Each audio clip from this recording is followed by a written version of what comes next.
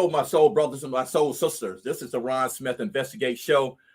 We separate the real from fact from fiction, the real from fake. And today we're going to give you the winner's edge. Today's guest is Dr. Donald Hudson. He is a Renaissance man. This man can cook. This man can write. He might can even sing and dance. Dr. Hudson, welcome to the show. Well, thank you, Dr.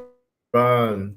I really appreciate this opportunity to share with you. I've been looking forward to it, and I really appreciate this opportunity to just share with you today. Well, let's get right into it. Your latest project is the book that you just finished is pretty much hot off the press, and I've been hearing rave reviews about it. And first of all, let's give it a little bit about your background. Tell us a little bit about yourself, and then we're going to jump into the book. Well, I grew up in Dallas, Texas, and moved from Dallas going to grad school early 90s, and been pastorages in various cities. And so that's just some of the things I've been doing. And as you mentioned, I am a self-trained gourmet cook, which I enjoy sharing good food with persons because that's part of my inspiration. And right now, I do motivation for Impact Ministries, which I broadcast each Sunday to reach out to people internationally and worldwide. So that's one of the things that I do. And besides just writing and trying to push the new book that I've just released. Okay. Now, I've read the book, and it's excellent, outstanding. How do a person go about admitting their past? And I think you talk about that a little bit. Yes. You know, the first thing we do is finally coming to grips with our past and realizing that our past is not all negative. So usually when people talk about your past, they usually acquiesce back to the negative things.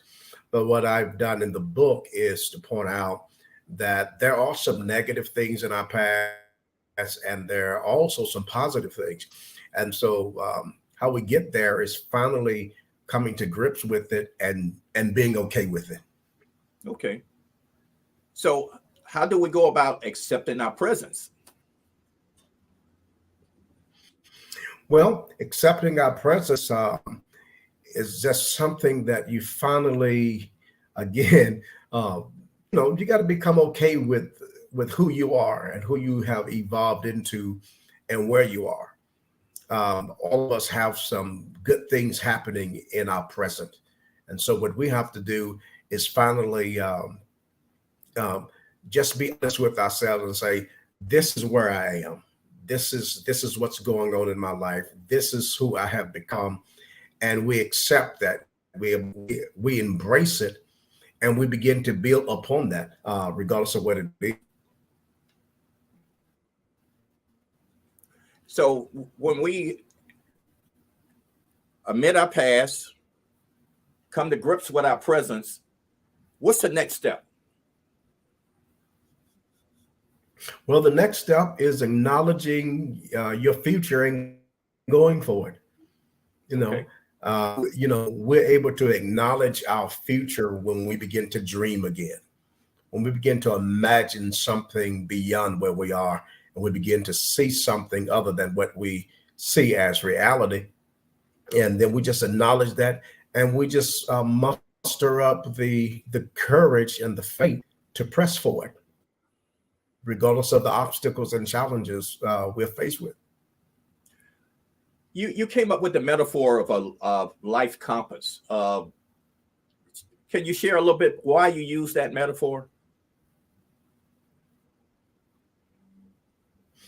Well, some years ago, just flipping through the radio stations, I heard a person say, and that many of us to live our lives not according to our compass. And I became curious about what that really meant.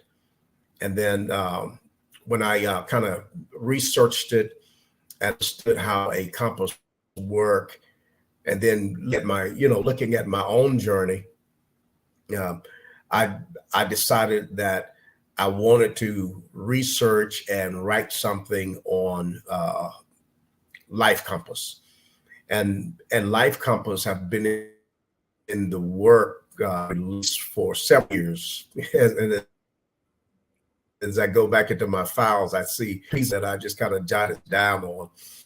And after praying about it and getting serious about it, I dove into it to start writing the book. And the book comes out of my own journey. Even though I was successful in some things, I still kind of felt a little off track, because there was more in me that I could be doing and that I wanted to do. And when I thought about it, how it made my life, I was just impressed to start thinking about the fact that many persons, regardless of where they are in life, sometimes gets off track. And and so I grew to believe the idea of life compass, finding your true north, can work for anybody where they are in their lives.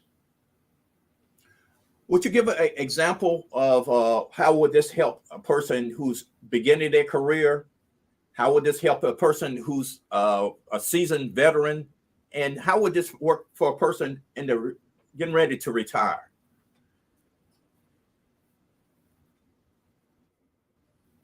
Well, for a person who's just beginning, this can really help transform their lives to that point where they begin to envision more than where they are. Okay. And so it acts as a sort of a guide in how you can lay some things out as you begin to move level of your life to another level, particularly if you're just graduating high school and maybe going to college, or maybe graduating from college. You can use this book as a guide, as a map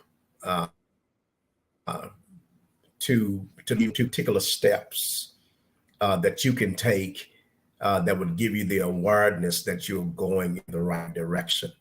Now, as it relates to a person who may have a good career and doing well, life is panning out for them, this book can actually help them to discover new levels.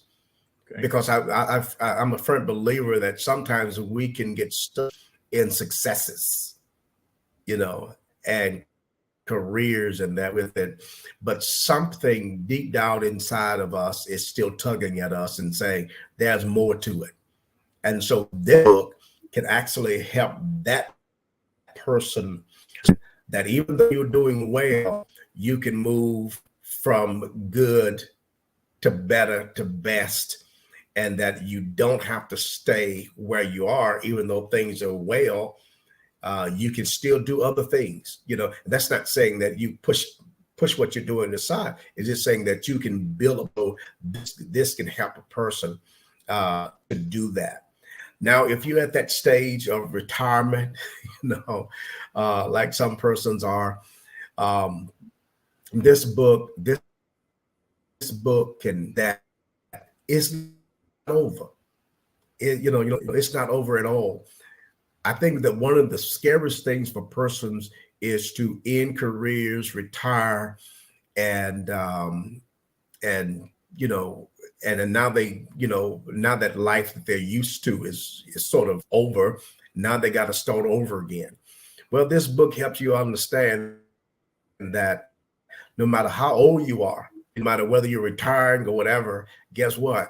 There is still more in you that you can do. Every breath you take is an opportunity to still live your best life. Look, the oldest person that have purchased my book and read the entire book um, is a lady that was a mother before my mom passed, and she is like 91. And my sister sent her a copy of the book, and me and said, "Oh, I really enjoy this book," and I was surprised because here she is, 91, and she said, "Oh, this book has really helped me because I can do more as long as I'm alive." And I thought that was awesome because no matter where you are in life, life compass is something that everybody and everybody can use if they are daring enough uh, to soar into their future. You talk about in your book, life detoxification. Could you expound on that a little bit? And the reason why I ask, because a lot of us have a past. A lot of us had some shoulda, coulda, woulda.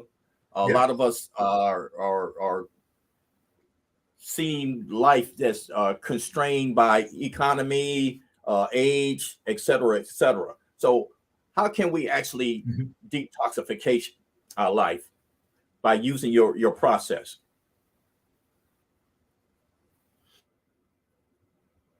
Well, detoxing process of ridding your body or even your mind, and let's press it a little bit further, even your soul of those of particular contaminants that affect our mobility. And so when we detoxify, acknowledging what we are intoxicated with, and some of us are intoxicated with emotional issues, past failures, disappointments, um, things like that. It's finally acknowledging what you are intoxicated with, and what is no longer working for you. You have to be intentional about ridding yourself of those things, and you do that by coming up with a what I would call a detoxification, because it won't just happen automatically. You got to be intentional, and you have to plan, and you have to plan for it. Now, when you plan for it, and even though you get these things out of you, you have to replace it with something else. If you don't replace it with something else that is healthy for you, what that you tend to go back and pick those things back up because there's a void, and nobody likes filling the void.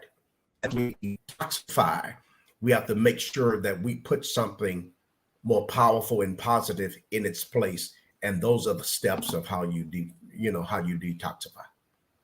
Now, do you go into that process in your book?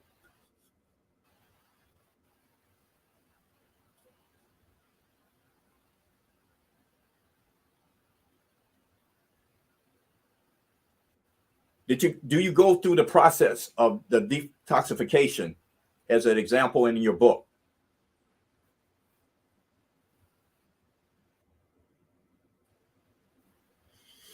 Yeah, I do give some examples of how you detoxify, and what I just stated is sort of a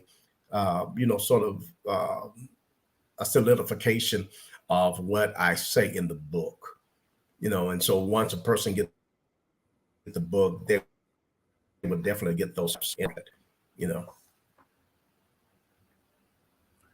How do someone encourage someone else to take the leap? I know we can, buy the book and we can give it to an individual, but how do you encourage somebody to take the leap? Well, well, well, well, Well, the first thing to do that, first of all, you have to be a you have to be a leaper yourself, you know. Okay.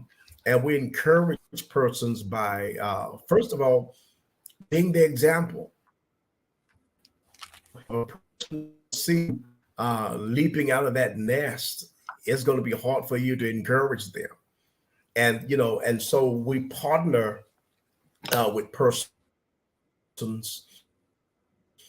who are leaders. And so when we partner with persons who are sort of afraid to get out exactly what that feels like. I know exactly what that feels like.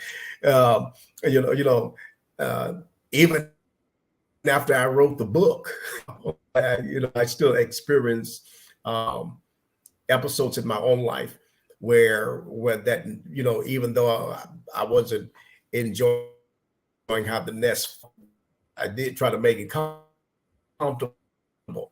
And we encourage people by helping them see their worth and see that they are uniquely created and they are gifted, even though their gifts may not be like other persons.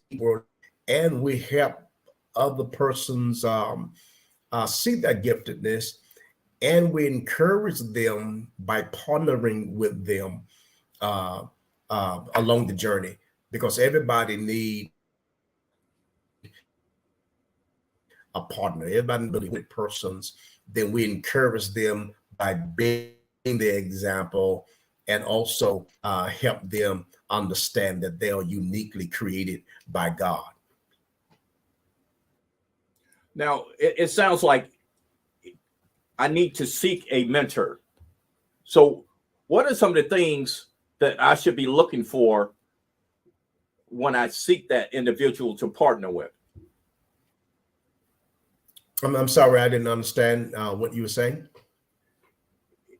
Well, to me, it appears that a person who would like to take that leap need a mentor. What are some of the qualities and characteristics that person should be looking for in a mentor?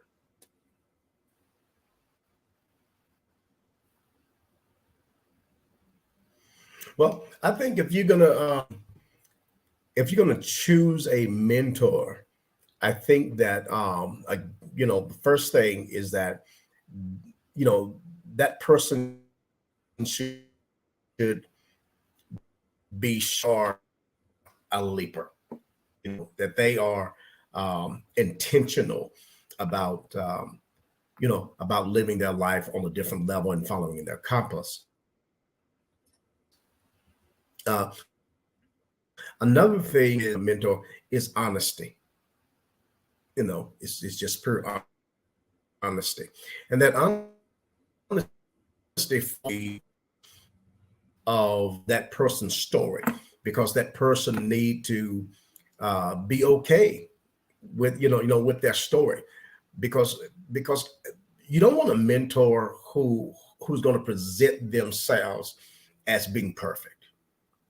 You want a mentor who has a story, a mentor who have been become that, and that's a characteristic that you need to be looking for. What is that person's story? Is this person displaying uh, drama in their life, or do they present themselves as being uh, perfect? Well, if you're like, I'd rather get my advice from somebody who's been through it. Now, from being a mentor, what do you look for in a mentee? What is your expectation? If I ask you, hey Doc, would you mentor me? What would you be your expectations of me as a So, mentee? well, I will look for honesty, for that daring spirit, to to go for what you really want, and commitment, because commitment is very important, because you're never going to finish anything if you're not committed to it. And also a person who is a listener and a long, not listen, they cannot learn. And so uh, when persons ask me to coach them, one of the things that I definitely ask them, are you willing to learn? And are you willing to listen? And do you have at least a little faith to go for what you want? And are you willing to build that confidence within yourself to keep pressing forward? All right. I know you got a copy of your book somewhere around there. Could you show us your latest book? Yeah. Yes. This is Life Compass, and the book is accompanied by the Life Compass, Finding Your True North.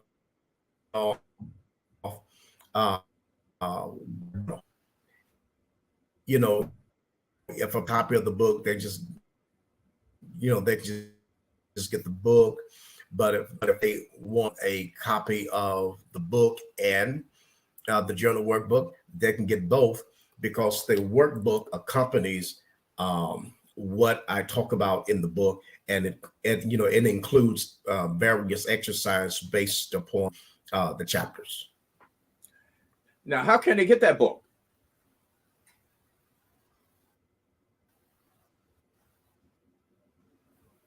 What are the ways that they can get that book and the workbook?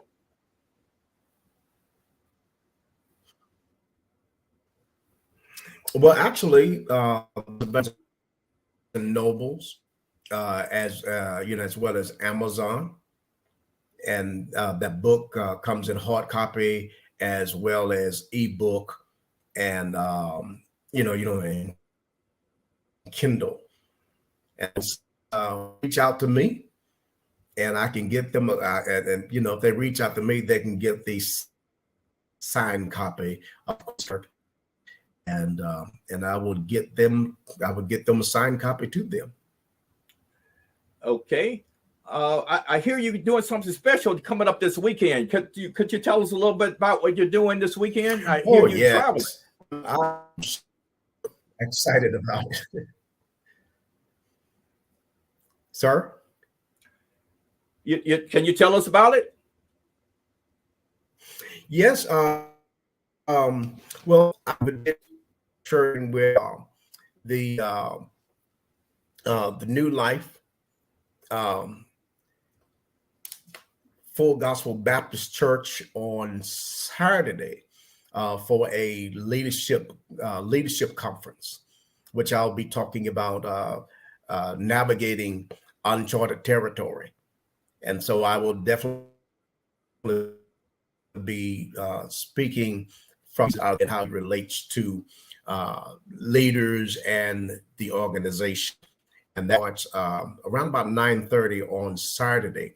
And if you are interested in attending, you can contact the church, and I'm pretty sure they would give you the information you need to attend the occasion. I will also be doing a book signing there for the leaders, those who get the package.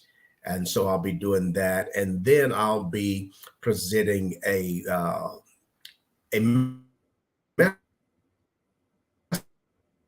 message on Sunday morning. Come on by. It's an awesome congregation, awesome people.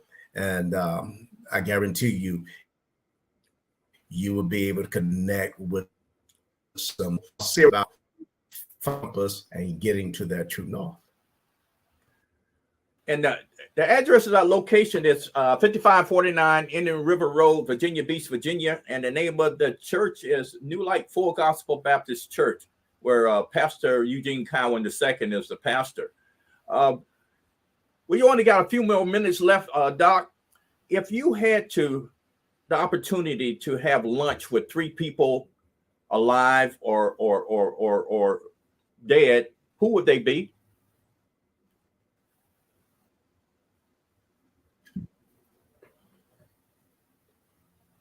Oh, well, if I had the opportunity, because I've, throughout my life, I've been impressed by so many people, well, one person that I would have lunch with, not because you're the host, but I think I have lunch with you, man, because you are good, you're a good company. and, and then, I would, I would say that I would have lunch with Jesus, but, I can wait for that one. you know, uh, but I would have lunch with, Martin, believe it or not, I would have lunch with Martin Luther King, Okay. And I would have lunch with Socrates. Okay. Yeah, I would have lunch with Socrates. I would love to have lunch with Socrates, and I want to have lunch with him because of his imagination. Okay. Because of his creativity, and I think I can sit with, I can sit with you and get a well of great knowledge, and I could sit with Dr. Martin Luther King and get great wisdom and build that courage to press beyond obstacles and inspire, learn Socrates, and to be creative and to imagine those things that are not yet and go for it. Dr. Hudson, what would be your last comment? What would you like to tell our guests?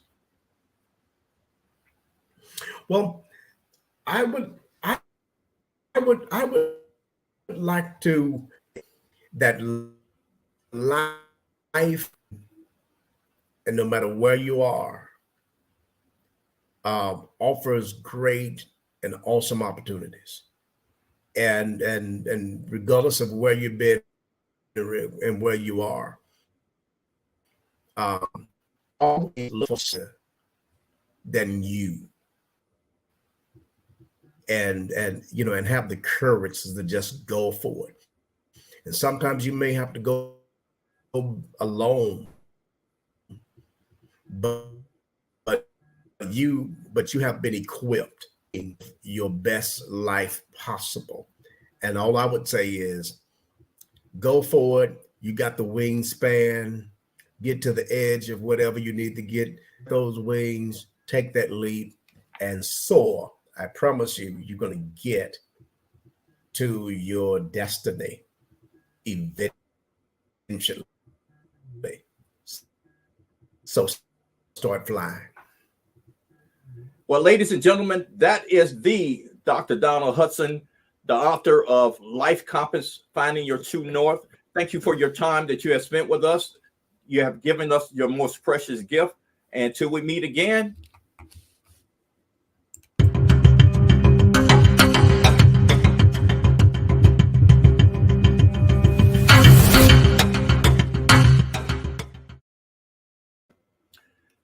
Hey, Doc, what you think?